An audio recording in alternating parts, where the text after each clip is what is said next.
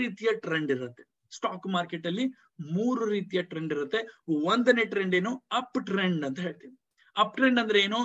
Market ಮೇಲ್ ಹೋಗ್ತಾನೆ ಇರುತ್ತೆ. For example ಈ ರೀತಿ ಮೇಲ್ ಹೋಗುತ್ತೆ, ಸ್ಟಾಕ್ ಸ್ವಲ್ಪ ಕೆಳಗಡೆ ಬರುತ್ತೆ, ಈ ರೀತಿ ಮೇಲ್ ಹೋಗುತ್ತೆ, ಸ್ವಲ್ಪ ಕೆಳಗಡೆ ಬರುತ್ತೆ, ಈ ರೀತಿ ಮೇಲ್ ಹೋಗುತ್ತೆ, ಸ್ವಲ್ಪ ಕೆಳಗಡೆ ಬರುತ್ತೆ, ಈ ರೀತಿ ಮೇಲ್ ಹೋಗುತ್ತೆ, ಸ್ವಲ್ಪ ಕೆಳಗೆ ಬರುತ್ತೆ.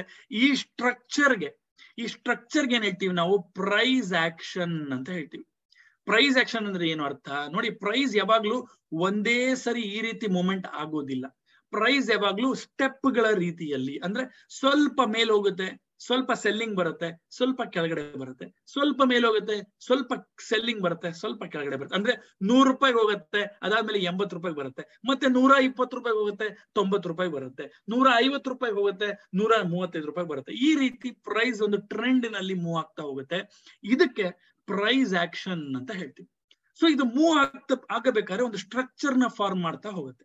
ಈ ಸ್ಟ್ರಕ್ಚರ್ ಏನ್ ಹೇಳ್ತೀವಿ ನಾವು? Higher high and higher low ಅಂತ ಹೇಳ್ತೀವಿ. ಇದಕ್ಕೇನ್ ಹೇಳ್ತೀವಿ? ಹೈಯರ್ ಹೈ, ಹೆಚ್ ಅಂತ ಹೇಳ್ತೀವಿ. ಅಂದ್ರೆ ಹೈಯರ್ ಹೈ, ಹೊಸದ ಹೈ ಮಾಡ್ತು, ಹೈಯರ್ ಲೋ,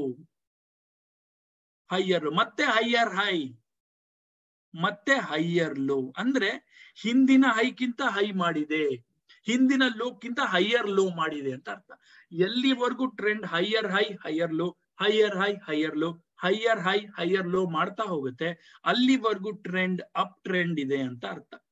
ಯಾವಾಗ ಹೈಯರ್ ಹೈ ಮಾಡೋ ಬದಲು ಇದು ಲೋವರ್ ಲೋ ಮಾಡತ್ತೆ.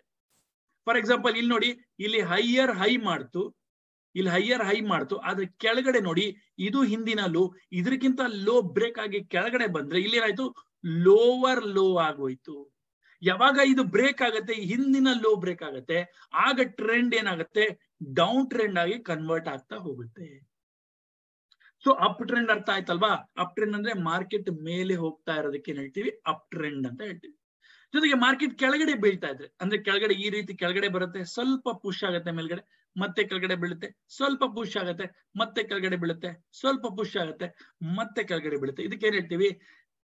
ಡೌನ್ ಟ್ರೆಂಡ್ ಅಂತ ಹೇಳ್ತೀವಿ. ಅಂದ್ರೆ ಫಾರ್ ಎಕ್ಸಾಂಪಲ್ ಇದಕ್ಕೆ ಹೇಳ್ತೀವಿ ಲೋವರ್ ಲೋ ಮಾಡುತ್ತೆ, ಲೋವರ್ ಹೈ ಮಾಡುತ್ತೆ, ಲೋವರ್ ಲೋ ಮಾಡುತ್ತೆ, ಲೋವರ್ ಹೈ ಮಾಡುತ್ತೆ. ಅಂದ್ರೆ ಒಂದು ಬಾಲ್ ಅನ್ನ ಮೇಲಿಂದ ಕೆಳಗಡೆ ಬಿಟ್ರೆ ನಾವು ಯಾವ ರೀತಿ ಕೆಳಗಡೆ ಹೋಗುತ್ತೆ? ಬಾಲ್ ಒಂದು ಬೌನ್ಸ್ ಆಗುತ್ತೆ, ಸ್ವಲ್ಪ ಮೇಲೆ ಹೋಗುತ್ತೆ, ಮತ್ತೊಂದು ಸ್ವಲ್ಪ ಕೆಳಗಡೆ ಹೋಗುತ್ತೆ, ಮತ್ತೆ ಬೌನ್ಸ್ ಆಗುತ್ತೆ, ಮತ್ತೊಂದು ಸ್ವಲ್ಪ ಮೇಲೆ ಬರುತ್ತೆ, ಮತ್ತೆ ಕೆಳಗಡೆ ಬರುತ್ತೆ. ಅಂದ್ರೆ ಈಚ್ ಬೌನ್ಸ್, ಒಂದು ಬಾಲ್ ಬೌನ್ಸ್ ಮಾಡುವಾಗ ಕೆಳಗಡೆನೆ ಮಾಡ್ತಾ ಹೋಗುತ್ತೆ ಅಲ್ವಾ? ಹಿಂದಿನ ಹೈಕ್ಕಿಂತ ಕೆಳಗಡೆನೆ ಮಾಡ್ತಾ ಹೋಗುತ್ತೆ. ಇದಕ್ಕೇನ್ ಹೇಳ್ತೀವಿ ನಾವು? ಇದಕ್ಕೇನ್ ಹೇಳ್ತೀವಿ? ಡೌನ್ವರ್ಡ್ ಟ್ರೆಂಡ್ ಅಂತ ಹೇಳ್ತೀವಿ, ಡೌನ್ ಸೈಡ್ ಟ್ರೆಂಡ್ ಅಂತೀವಿ, ಡೌನ್ ಟ್ರೆಂಡ್ ಅಂತ ಹೇಳ್ತೀವಿ. ಸೊ ಡೌನ್ ಟ್ರೆಂಡ್ ಅಲ್ಲಿ ಏನ್ ಮಾಡ್ತೀವಿ ನಾವು? ಪರ್ಚೇಸ್ ಮಾಡೋದಿಲ್ಲ. ಅಪ್ ಟ್ರೆಂಡ್ ಅಲ್ಲಿ ಏನ್ ಮಾಡ್ತೀವಿ? ಪರ್ಚೇಸ್ ಮಾಡ್ತೀವಿ. ಸೊ ಅಪ್ ಟ್ರೆಂಡ್ ಅಂತ ಒಂದು ಟ್ರೆಂಡ್ ಆಯ್ತು, ಡೌನ್ವರ್ಡ್ ಟ್ರೆಂಡ್ ಅಂತ ಒಂದು ಟ್ರೆಂಡ್ ಆಯ್ತು. ಇನ್ನೊಂದು ಟ್ರೆಂಡ್ ಯಾವುದು? Sideways trend. ಮಾರ್ಕೆಟ್ ಮೇಲ್ಗಡೆನೂ ಹೋಗ್ತಿಲ್ಲ, ಕೆಳಗಡೆನೂ ಬರ್ತಿಲ್ಲ, ಈ ರೀತಿ ರೇಂಜ್ ಬೌಂಡ್ ಟ್ರೇಡ್ ಆಗ್ತಾ ಇದೆ. ಮೇಲ್ಗಡೆ ಹೋಗ್ತಿದೆ, ಕೆಳಗಡೆ ಬರ್ತಿದೆ, ಮೇಲ್ಗಡೆ ಹೋಗ್ತಿದೆ, ಕೆಳಗಡೆ ಬರ್ತಿದೆ. ಅಂದ್ರೆ ಈ ರೇಂಜ್ ನಲ್ಲೇ ಟ್ರೇಡ್ ಆಗ್ತಾ ಇದ್ರೆ, ಒಂದು ಸ್ಟಾಕ್ ಈ ರೀತಿ ರೇಂಜ್ ನಲ್ಲೇ ಟ್ರೇಡ್ ಆಗ್ತಾ ಇದ್ರೆ ನಾವೇನ್ ಹೇಳ್ತೀವಿ? ಸೈಡ್ ವೇಸ್ ಟ್ರೆಂಡ್ ಅಂತ ಹೇಳ್ತೀವಿ. ಅಂದ್ರೆ ಹೈಯರ್ ಹೈ ಮಾಡಕ್ಕೂ ಆಗ್ತಿಲ್ಲ, ಹೈಯರ್ ಲೋ ಮಾಡಕ್ಕೂ ಆಗ್ತಿಲ್ಲ, ಒಂದೇ ಒಂದು ಟ್ರೆಂಡ್ ನಲ್ಲಿ ಟ್ರೇಡ್ ಮಾಡ್ತಿದೆ. ಒಂದು ಚಾನಲ್ ಪ್ಯಾಟರ್ನ್ ಅಂತಾನು ಹೇಳ್ಬೋದು. ಇದೇ ಪ್ಯಾಟರ್ನ್ ನಲ್ಲಿ ಟ್ರೇಡ್ ಮಾಡ್ತಿದೆ, ಒಂದು ರೇಂಜ್ ಬೌಂಡ್ ಸ್ಟ್ರಕ್ಚರ್. ಪ್ರೈಸ್ ಇದ್ರ ಮೇಲ್ಗಡೆನೂ ಹೋಗ್ತಿಲ್ಲಪ್ಪ, ಪ್ರೈಸ್ ಇದ್ರ ಕೆಳಗಡೆನೂ ಬರ್ತಿಲ್ಲ. ಇದಕ್ಕೆ ಏನ್ ಹೇಳ್ತೀವಿ ನಾವು? ಸೈಡ್ ವೇಸ್ ಟ್ರೆಂಡ್ ಅಂತ ಹೇಳ್ತೀವಿ. ಸೊ ಈ ಸೈಡ್ ವೇಸ್ ಟ್ರೆಂಡ್ ಅಲ್ಲಿ ನಾವು ಯಾವ ರೀತಿಯ ಟ್ರೇಡ್ ಗಳನ್ನ ಮಾಡೋದಿಲ್ಲ. ಸೊ 3 ಟ್ರೆಂಡ್ ಗಳ ಅರ್ಥ ಆಯ್ತಾ? ಮೊದಲನೇ ಟ್ರೆಂಡ್ ಏನು? Up trend. ಎರಡನೇ ಟ್ರೆಂಡ್ ಏನು? Down trend. ಮೂರನೇ ಟ್ರೆಂಡ್ ಏನು? Sideways trend.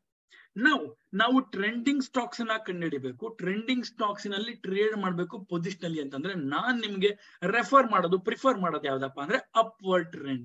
Up trend stocks ಯಾವಿರುತ್ತೆ ಅದರಲ್ಲಿ ನೀವು ಕ್ಯಾಶ್ ನಲ್ಲಿ ಟ್ರೇಡ್ ಮಾಡೋದು, ಅಂದ್ರೆ ಈಕ್ವಿಟಿ ನಲ್ಲಿ ಟ್ರೇಡ್ ಮಾಡಬಹುದು. ಅಂದ್ರೆ ಇವತ್ತು ದುಡ್ಡು ಕೊಟ್ಟು ಪೂರ್ತಿ ಖರೀದಿ ಮಾಡಿ ನಾಳೆ 1 ವಾರ 15 ದಿನ ಬಿಟ್ಟು ಯಾವತ್ತಾದ್ರೂ ಮಾರಬಹುದು. ಅದೇ ನೀವು ಡೌನ್ವರ್ಡ್ ಟ್ರೆಂಡ್ ಅಲ್ಲಿ ಇದ್ರೆ ಈಕ್ವಿಟಿ ನಲ್ಲಿ ಮಾಡಕ್ ಆಗೋದಿಲ್ಲ, ಮತ್ತೆ ಫ್ಯೂಚರ್ಸ್ ಅಂಡ್ ಆಪ್ಷನ್ಸ್ ಅಲ್ಲಿ ಮಾಡ್ಬೇಕಾಗುತ್ತೆ. ಸೊ ಅದನ್ನ ಟಚ್ ಮಾಡೋದು ಬೇಡ. ಇವಾಗ ನಾನು ಬರೀ ಈಕ್ವಿಟಿ ನಲ್ಲಿ ಸೇಫೆಸ್ಟ್ ವೇ ಆಫ್ ಟ್ರೇಡಿಂಗ್, ನನ್ನ 1 ರೂಪಾಯಿನೂ ಎಲ್ಲೂ ಹೋಗ್ಬಾರ್ದು.